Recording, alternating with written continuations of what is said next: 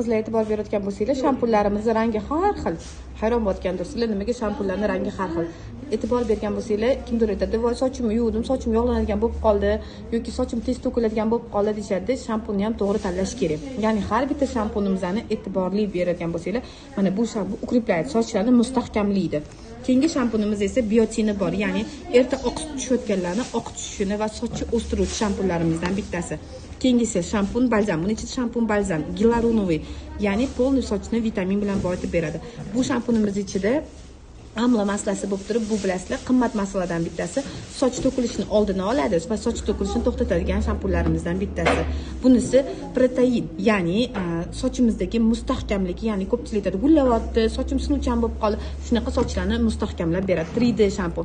Ko'pchilik aytadi, "Sochim kamda ko'p bo'lib turishini xohlayman" deydiganlar uchun va bo'yalgan sochlarni rangini chiqarib olmaslik uchun.